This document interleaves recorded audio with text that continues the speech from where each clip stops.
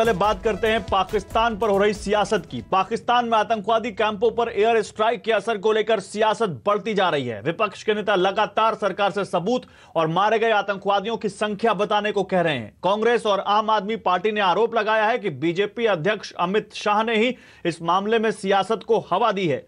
रविवार को बीजेपी अध्यक्ष अमित शाह ने 250 से ज्यादा आतंकवादियों के मारे जाने की बात कही। विपक्ष का कहना है कि सेना से उलट बीजेपी बड़े बड़े दावे कर रही है। Air chief marshal BS Dhanoa ने मारे गए आतंकवादियों की संख्या का सवाल सरकार पर टाल दिया था। इसके बाद कुछ इंटरनेशनल मीडिया की रिपोर्ट का हवाला देकर कांग्रेस के नेताओं ने सबूत मांगे।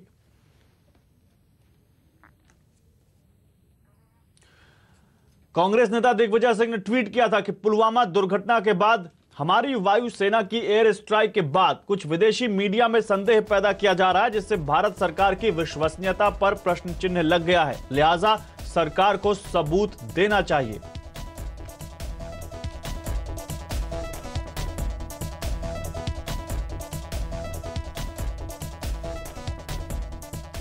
उधर दिग्विजय सिंह के बाद अब नवजोत सिंह सिद्धू ने एक ट्वीट कर भारतीय वायुसेना की स्ट्राइक पर सवाल उठाए हैं। उन्होंने ट्वीट में लिखा कि 300 आतंकवादी मरे, हां या नहीं?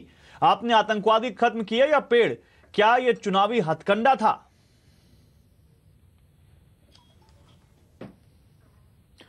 उधर मध्य प्रदेश के धार में रैली के दौरान प्रधानमंत्री नरेंद्र मोदी ने विपक्ष पर पलटवार करते हुए कहा कि जब एयर स्ट्राइक के बाद पाकिस्तान की बोलती बंद हो गई तो यही महामिलावटी लोग एक सुर में राग अलापने लगे। उन्होंने विपक्ष के नेताओं को घेरा।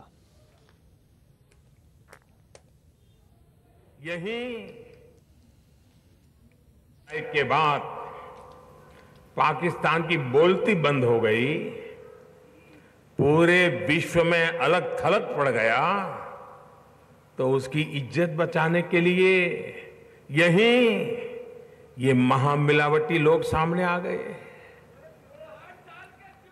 कोई सबूत मांगने लगा तो कोई आतंकियों की लाशों की संख्या पूछने लगा, और तो और ये लोग पाकिस्तान को ही शांति का दूत बताने लगे।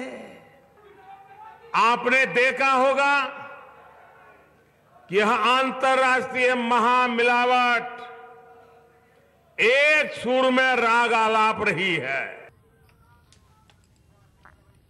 उधर रक्षा मंत्री निर्मला सीतारमण ने कहा कि जो भी विदेश सचिव ने अपने स्टेटमेंट में बताया वही सरकार की पोजीशन है।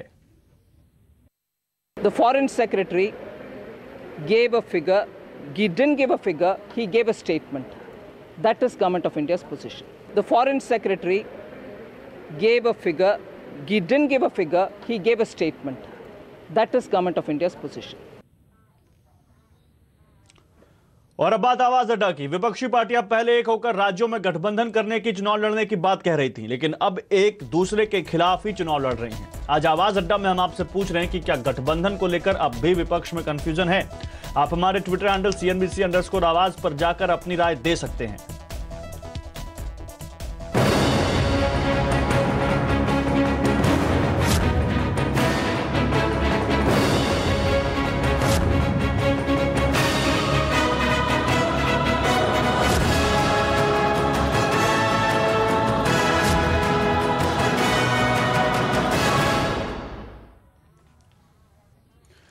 और अब बात करते हैं सरकार की एक अहम योजना की। चुनाव की घोषणा से पहले अटके प्रस्तावों को जल्द मंजूरी मिलेगी। CNBC आवाज को मिली एक्सक्लूसिव जानकारी के मुताबिक प्रधानमंत्री कार्यालय ने सभी मंत्रालयों से उन प्रस्तावों का ब्यौरा मांगा है जिन्हें तुरंत पास किया जा सकता है। खबर पर पूरी जानकारी के लिए चलते हैं हमारे economy policy editor Lakshman Roy के पास।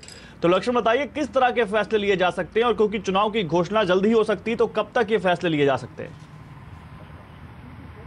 देखिए, यहाँ जो मुझे सूत्रों से जानकारी मिली है, सरकार हर उस तरह के फैसले लेना चाहती है जिससे कुछ न कुछ चुनाव में राजनीतिक फायदा मिलना हो, या फिर जिस प्रस्ताव पर फैसला नहीं लेने से 2-3 महीना अटकने से किसी न किसी को नुकसान हो रहा हो। तो इस फैसले को जल्द से जल्द लिया जाए, इसके लिए प्रधानमंत्री कार्यालय ने सभी मंत्रालयों को कहा है कि आप अपने यहाँ जो भी अटके पड़े प्रस्ताव हैं उनकी सूची बनाइए और बताइए कि वो कितना ज़रूरी है और उससे किसको किसको क्या फ़ायदा मिलने वाला है, और उस सूची के आधार पर प्रधानमंत्री कार्यालय फिर अंतिम रणनीति बनाएगा कि आखिर किस पर हमें हरी झंडी देनी है। समय काफ़ी कम है, बिल्कुल आपने सही कहा, क्योंकि चुनाव की घोषणा होनी है। चुनाव की घोषणा के बाद सरकार के पास वक्त नहीं रहेगा, आचार संहिता लागू हो जाएगा, इसलिए बड़े फैसले नहीं ले सकती है। मिसाल के तौर पर छोटे कारोबारियों को सरकार चुनाव से पहले लुभाना चाहेगी। इसके लिए मुफ्त बीमा योजना, दूसरी रियायतों का प्रस्ताव तैयार है, इसको मंजूरी मिलने की संभावना है। विदेशों में संपत्ति पर इंसॉल्वेंसी बैंक्रप्सी कोड की व्यवस्थाएं भी लागू हो, इसके लिए IBC पर अध्यादेश लाया जाना है। इतना ही नहीं, एथेनॉल की क्षमता बढ़ाने के लिए सॉफ्ट लोन देने का प्रस्ताव है। टेक्सटाइल सेक्टर को ज्यादा टैक्स रियायतें देने का प्रस्ताव है। ज्वेलरी सेक्टर को राहत देने के लिए पूरी गोल्ड पॉलिसी सरकार ने बना करके तैयार कर रखी है। इन सबको अंतिम मंजूरी का इंतजार है, तो मुझे लगता है कि सरकार जल्द से जल्द इन प्रस्तावों को हरी झंडी देना चाहेगी। ठीक है, शुक्रिया आपका लक्ष्मण इन तमाम जानकारियों के लिए। और बीजेपी से जुड़ी अब एक अगली खबर है, बड़ी खबर है। बीजेपी अगला चुनाव राष्ट्रवाद के मुद्दे पर लड़ना चाहती है और हमारे सूत्र बता रहे हैं कि पार्टी इसके लिए बड़े पैमाने पर तैयारी कर रही है। इस पूरी खबर पर बात करते हैं हमारे सहयोगी चैनल न्यूज 18 इंडिया के अमिताभ सिन्हा से। तो अमिताभ जी, क्या जानकारी, आप लंबे वक्त से बीजेपी को कवर कर रहे हैं, क्या आपके सूत्र बता रहे हैं किस तरह से, क्योंकि इस वक्त भारत पाकिस्तान के बीच तनाव के बीच राष्ट्रवाद वाकई बहुत राष्ट्रवाद की भावना देखने को मिल रही है, तो इसको किस तरह से मुद्दा बनाएगी बीजेपी और इसके क्या मायने हो सकते हैं? देखिए, कुछ नई घटना नहीं है कि बीजेपी राष्ट्रवाद के मुद्दे को भुनाने की कोशिश करेगी, राष्ट्रवाद के मुद्दे पर चुनाव लड़ेगी। 2014 का भी चुनाव अगर याद करें तो तमाम मुद्दे ऐसे थे। आजमगढ़ जाकर दिग्विजय सिंह का बोलना, बीजेपी के नेता, कांग्रेस के नेता सलमान खुर्शीद का जो जामिया में जो विक्टिम हुए थे, बाटला हाउस विक्टिम के ऊपर सोनिया के आंसू बहाना, तो तमाम ऐसे मुद्दे तब भी हुए थे जब बीजेपी ने राष्ट्रवाद के मुद्दे को हटाया था। जब प्रधानमंत्री PM इन वेटिंग थे, तब ये नारा लगा था कि मैं देश नहीं झुकने दूंगा, सर नहीं झुकने दूंगा, कसम मिट्टी की खाता हूं, ऐसे कई ऐसे नारे बने थे। और इस बार भी उसी कड़ी में आगे बढ़ते हुए बीजेपी ने जब एयर स्ट्राइक किए बालाकोट में, 2 दिन तक सिर्फ सैन्य अधिकारी ब्रीफ करते रहे, आपको याद होगा। लेकिन जब अगले ही दिन बालाकोट स्ट्राइक के अगले दिन 21 पार्टियों ने एक ज्वाइंट प्रेस स्टेटमेंट जारी करके जब सवाल उठाए इस इनकाउंटर पे, सेना की तारीफ करते हुए सरकार पर सवाल उठाए, उसके बाद लगातार सवाल उठते रहे कांग्रेस के नेताओं के द्वारा और विपक्ष के नेताओं द्वारा। तो बीजेपी को लगा कि अब राष्ट्रवाद की पिच पर अगर कांग्रेस और विपक्षी दल खेल रहे हैं तो फिर भला वो क्यों ना खेले। तो अब यह तय हुआ है कि अब आगे बढ़ेंगे राष्ट्रवाद के मुद्दे पर। इसमें प्रसून जोशी जो लगातार गीत लिखते रहे बीजेपी के लिए, पिछले चुनाव में भी गीत लिखा था, अच्छे दिन आने वाले हैं, और आम लोगों तक काफी हिट हुआ था। और दूसरा नारा जो मोदी है तो मुमकिन है, तो जाहिर तौर पर मोदी है तो मुमकिन है, बालाकोट एयर स्ट्राइक हो, चाहे पाकिस्तान को कूटनीतिक तौर पर अलग थलग करने का मामला हो, तो ये तमाम ऐसे मुद्दे हैं जहां मोदी है तो मुमकिन है का नारा बीजेपी को लग रहा है कि आम जनता से डायरेक्ट कनेक्ट करेगा, सीधा कनेक्ट करेगा। तो एक मुद्दा राष्ट्रवाद का जरूर रहेगा। लेकिन जो दूसरा सबसे महत्वपूर्ण पहलू है, मैं आपको बता दूं, वो यह है विकास का मुद्दा भी रहेगा। राष्ट्रवाद भले ही मुख्य मुद्दा हो, क्योंकि इस पर कोई हवा नहीं है, तो राष्ट्रवाद का एक मुद्दा हावी हो सकता है आम जनता के ऊपर, आम वोटरों के ऊपर। लेकिन जो दूसरा मुद्दा है, जो सरकारी योजनाओं के लाभार्थी रहे हैं पिछले 5 साल में, कम से कम 22 करोड़ लाभार्थी रहे हैं, चाहे उज्ज्वला योजना हो, चाहे मुद्रा बैंक हो, उन तमाम लोगों तक पहुंचने की योजना है बीजेपी की पिछले 1 महीने में, और काफी लोगों तक पहुंची भी है। अगर ये 22 करोड़ वोट भी मिलते हैं पार्टी को, तो पार्टी को लग रहा है कि सरकार बन जाएगी। तो जाहिर तौर पर मैं आपको इसको समअप करके यही बता सकता हूं कि बीजेपी विकास के तड़के में राष्ट्रवाद का छौंक लगाकर चुनाव जीतने की तैयारी में है, जिसे हम आम आदमी की भाषा में कह सकते हैं। जी बिल्कुल, विकास के मुद्दे में राष्ट्रवाद का तड़का लगाया जाएगा, ये आपको बता रहे सूत्र। बहुत शुक्रिया अमिताभ जी आपका इन तमाम जानकारियों के लिए। चलिए अब बात करते हैं बाजार की, जिसने आज एक लंबी छलांग लगाई है। लंबी छुट्टी के बाद बाजार ने हफ्ते की शुरुआत शानदार तेजी के साथ की है। सेंसेक्स में 380 अंकों से ज्यादा की मजबूती आई है। वही निफ्टी भी तेजी की सेंचुरी लगाते हुए 10,980 के पार टिका है। बैंक निफ्टी के सभी शेयरों में आज खरीदारी देखने को मिली और बाजार को यहां से भी सहारा मिला। बैंक निफ्टी आज 500 पॉइंट चढ़कर बंद हुआ है। मिड कैप शेयरों में भी बाजार में जोश दिखा और जहां मिड कैप इंडेक्स में 400 अंकों की तेजी आई। आज आईटी छोड़ बाकी सभी सेक्टर्स में खरीदारी का ही रुझान रहा। बैंक, ऑटो और मेटल कंपनियों में आई रौनक ने बाजार की तेजी की अगुवाई की। दरअसल चुनाव से पहले बाजार के लिए सेंटीमेंट में सुधार हुआ है। जहां एक तरफ अमेरिका चीन के बीच ट्रेड विवाद सुलझने की उम्मीद बढ़ी है, वहीं सीमा पर तनाव घटा है। उधर चीन के बाद अमेरिका ने अब टैरिफ को लेकर भारत पर निशाना साधा है। राष्ट्रपति ट्रंप ने धमकी दी है कि भारत अगर अमेरिकी उत्पादों पर टैरिफ नहीं घटाता तो जनरलाइज्ड सिस्टम ऑफ प्रेफरेंसेस यानी जीएसपी खत्म हो जाएगा। ट्रंप ने भारत को 2 महीने में यूएस उत्पादों पर ड्यूटी घटाने को कहा है।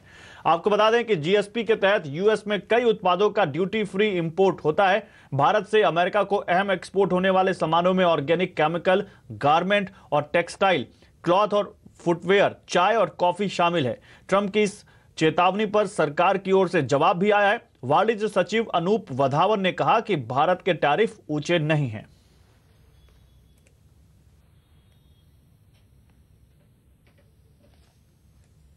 Our tariffs are very comparable to the more liberal developing economies. They are comparable even to some developed economies. So we have some tariff peaks. So you can't pick up, one or two items and sort of believe that our entire tariff structure is high. I think our tariffs are very consistent with the bound rates that we are entitled to in the WTO. और अब बात किसान सम्मान योजना की, जिसकी पहली किश्त के तहत किसानों को 2000 रुपए मिल भी गए, लेकिन लाभार्थियों में कई सारे ऐसे लोग भी हैं जिनका खेती से कोई लेना देना ही नहीं है, यानी जो इस योजना के पात्र ही नहीं है। अब सरकार इन लाभार्थियों से पैसे वापस लेने की तैयारी कर रही है। खबर पर ज्यादा जानकारी दे रहे हैं असीम मनचंदा। तो असीम, सरकार ऐसे लोगों से कैसे पैसे वापस लेगी? क्या योजना है इन पैसे को वापस लेने की? देखिए, प्रधानमंत्री मोदी ने किसान सम्मान योजना के तहत 1 करोड़ से ज़्यादा किसानों को 2000 रुपये की रकम जो है 24 फरवरी को ट्रांसफ़र जो है वो की थी। लेकिन इसमें से कुछ ऐसे लोग भी हैं जिनका खेती से कोई लेना देना नहीं है, दूर दूर तक वो खेती जो है वो नहीं करते हैं। तो उसको देखते हुए जो कई लोगों ने इसके ऊपर सवाल जो है उठाए थे कि सरकार ने ये लिस्ट जो है कहाँ से ली और किस तरह से कैसे लोगों के पास पैसा जो है पहुँचा। तो जो केंद्र सरकार है उसने इसका ठीकरा जो है राज्यों के सर पर फोड़ा है। उसका कहना है कि हमें जो राज्यों की तरफ से डाटा जो है दिया गया था, तो उसके तहत ही हमने ये रकम जो है वो ट्रांसफ़र की है। साथ ही साथ उसने केंद्र सरकार ने राज्य सचिवों को निर्देश दिए कि जिन लोगों के पास अकाउंट में रकम जो है वो पहुंच गई है, अगर वो वापस करना चाहते हैं तो अपने बैंक में चले जाए और बैंक में अपनी उस एंट्री को वापस करने के लिए जो है वो कह सकते हैं। साथ ही साथ राज्यों को निर्देश दिए कि राज्य जो है उनसे पैसा इकट्ठा करके भारत कोष में जमा जो है वो करा सकते हैं। तो सरकार ये चाहती है कि कोई भी ऐसा बेनिफिशियरी जो गलत ना हो, जिसके पास की पैसा जो है वो पहुँच जाए। खासतौर पर सरकार का ये कहना है कि हमने 1 फरवरी को ये स्कीम की घोषणा की थी और 24 फरवरी को हमने स्कीम जो है रोल आउट कर दी। तो इसमें काफ़ी जल्दी में हमने इसको रोल आउट किया, तो इसके चलते थोड़ी बहुत खामियां होना जो इसमें लाजमी है। लेकिन बात यही है कि अभी भी कई लोग हैं जिनका खेती से दूर दूर तक कोई लेना देना नहीं है, उनके अकाउंट में भी 2000 रुपये की रकम जो है पहुंच गई है और सरकार अब इसको वापस लेने जा रही है।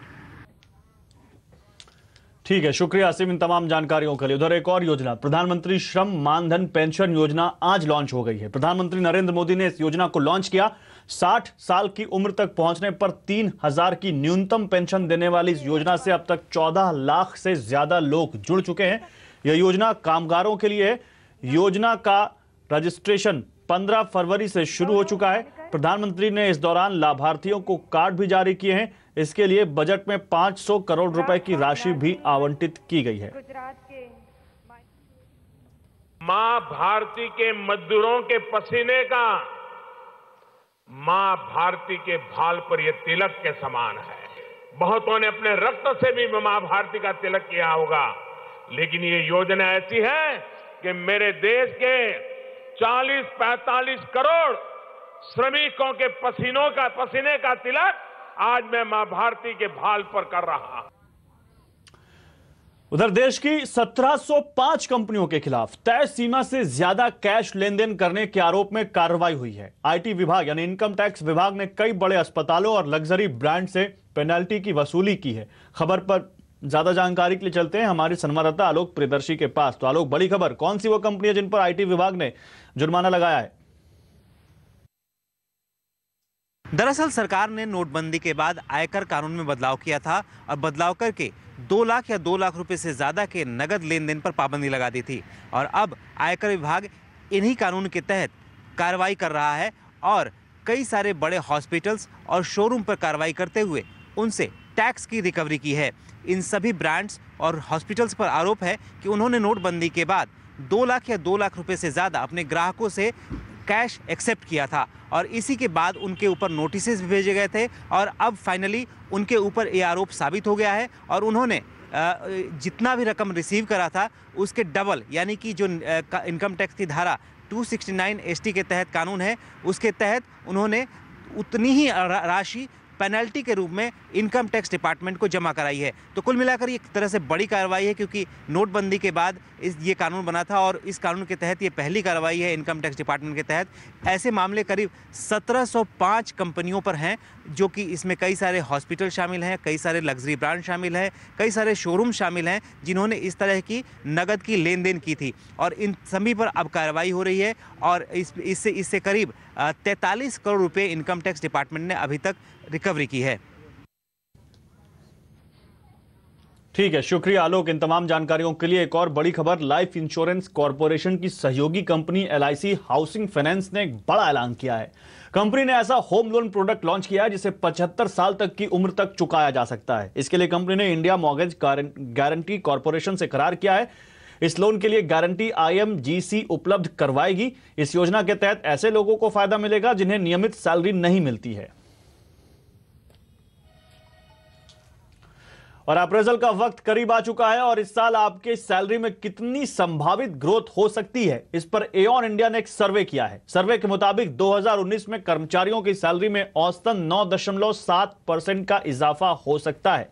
वहीं ई कॉमर्स और दूसरे प्रोफेशनल सर्विस देने वाली कंपनियों में, बाकी IT, retail, hospitality, auto Motors और कंज्यूमर प्रोडक्ट सप्लाई करने वाली कंपनियों के मुकाबले ग्रोथ की संभावना ज्यादा है। बता दें, इस साल अप्रेजल में ग्रोथ का आंकड़ा पिछले साल के 9.5% से थोड़ा बेहतर है। अप्रेजल में होने वाली ग्रोथ के तमाम मैकेनिज्म पर एऑन इंडिया के पार्टनर आनंद स्वरूप घोष से बात की हमारे संवाददाता रोहन सिंह ने। 2019 में आपकी सैलरी कितनी बढ़ेगी? एऑन इंडिया एक सर्वे लेके आए, ये बताइए क्या ट्रेंड कहता है 2019 में भारत में कॉर्पोरेट वर्ल्ड में काम करने वाले कर्मचारियों को कितनी सैलरी मिलने वाली है, बढ़ने वाली है? इस साल हमारा सर्वे कहता है कि द पे इंक्रीज 9.7% है ओवरऑल एवरेज फॉर इंडिया। पिछले साल ये 9.5% था, तो ये मार्जिनल इम्प्रूवमेंट है। हालांकि लोगों को लगता है कि अभी 10% से ऊपर होना चाहिए, और बट वो अभी हमें नहीं लगता है कि वो वैसा हो पाएगा। अगर सेक्टर्स की बात है, पिछले कुछ साल, इस साल भी वैसा ही है। प्रोफेशनल सर्विसेज वो भी एक इंडस्ट्री है जहाँ you are seeing higher increases. Companies like in the automotive sector, consumer products, FMCG, ये सब सारे companies, these are seeing fairly stable numbers. पिछले कुछ सालों से इनके नंबर्स स्टेबल रहे हैं, and they remain that way. So if you ask me what are the highest paying, I would say वो कंज्यूमर इंटरनेट, प्रोफेशनल सर्विसेज, यही industries में। उधर छोटे दुकानदारों की संस्था CAIT ने ई कॉमर्स में कैश ऑन डिलीवरी का विरोध किया है। CAIT के महासचिव प्रवीण खंडेलवाल ने कहा कि ई कॉमर्स की ड्राफ्ट पॉलिसी में इस तरह की कई खामियां हैं जिन पर अपना फीडबैक वो सरकार को देंगे। ई कॉमर्स बिजनेस में जब सब चीज पूरा सिस्टम है तो उसमें COD का कोई स्थान नहीं होना चाहिए। पेमेंट कंज्यूमर करे तो वो डिजिटल माध्यम से पेमेंट करे, तो वो भी कहीं पॉलिसी में नहीं लिखा हुआ है। डोमेस्टिक प्लेयर्स जो काम पहले बड़ी कंपनियां करती थी, अब डोमेस्टिक प्लेयर्स कर सकते हैं, इसलिए उनको भी इस दायरे में लाना ज़रूरी है। इसके अलावा और बहुत सारी चीज़ें हैं जो पहले वाले ड्राफ्ट से और इस ड्राफ्ट में अलग है। आपने एक रेगुलेटर की भी बात कही थी कि रेगुलेटर इस सेक्टर में होना चाहिए, जिस जो कि इसमें नहीं है। रेगुलेटरी अथॉरिटी के बिना ये सेक्टर काम नहीं कर सकता है, क्योंकि हमने देखा है पिछले 5 वर्षों में इस सेक्टर में जिस तरीके से predatory pricing, tip discounting, loss funding होती है, उसको कोई रोक ही नहीं पाया। शिकायत करनी हो तो कहाँ पर करें। चलिए बात करते हैं अब दिल्ली की सियासत की। दिल्ली में आम आदमी पार्टी और कांग्रेस के बीच आगामी चुनाव में गठबंधन नहीं होगा। इसके बाद आम आदमी पार्टी के प्रमुख अरविंद केजरीवाल ने ट्वीट कर कांग्रेस पर निशाना साधा है। अरविंद केजरीवाल ने कांग्रेस पर बीजेपी को मदद करने का आरोप लगाया और यह भी कहा कि ऐसी अफवाह है कि कांग्रेस का बीजेपी के साथ गुप्त समझौता है। वहीं आप की तरफ से मंत्री गोपाल राय ने भी प्रेस कॉन्फ्रेंस कर कहा कि कांग्रेस अघोषित रूप से बीजेपी की मदद करना चाहती है। जिस तरह से नकारात्मक राष्ट्रवाद को इस देश के ऊपर जबरदस्ती थोपने की कोशिश हो रही है, लोगों को इस बात की निश्चित रूप से चिंता थी कि देश के अंदर अपोजिशन के सिंगल कैंडिडेट खड़ा हो और इस देश को बचाने के लिए सभी लोग अपने व्यक्तिगत आकांक्षाओं को और पार्टी की आकांक्षाओं की, देश की आकांक्षा के सामने छोटा करें और देश को बचाने के लिए मैदान में उतरे। लेकिन कांग्रेस पार्टी का आज जो फाइनल घोषणा हुई है वो इस बात को दर्शा रही है कि इस लोकसभा चुनाव में कांग्रेस पार्टी भारतीय जनता पार्टी को मदद करने के लिए कटिबद्ध है। चलिए आगे बढ़ते हैं। जिनीवा मोटर शो की बात करते हैं, जिसके पहले दिन 2 इंडियन कंपनियों ने जलवा दिखाया है। महिंद्रा ग्रुप की कंपनी पिनिनफरीना ने अपनी इलेक्ट्रिक सुपरकार बाटिस्टा पर से पर्दा उठाया। ये कार फॉर्मूला 1 कारों से भी तेज दौड़ सकती है। 2 सेकंड से भी कम में ये 100 किलोमीटर की रफ्तार पकड़ लेती है। इसकी टॉप स्पीड करीब 400 किलोमीटर प्रति घंटा है। बाटिस्टा के 2020 में बाजार में आने की उम्मीद है।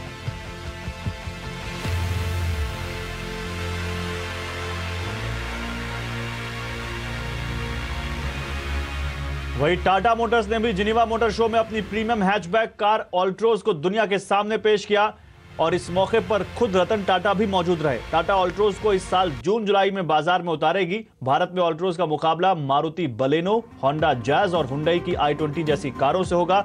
ऑल्ट्रोज के अलावा टाटा मोटर्स ने एक कॉम्पैक्ट एसयूवी H2X का कॉन्सेप्ट वर्जन भी दिखाया।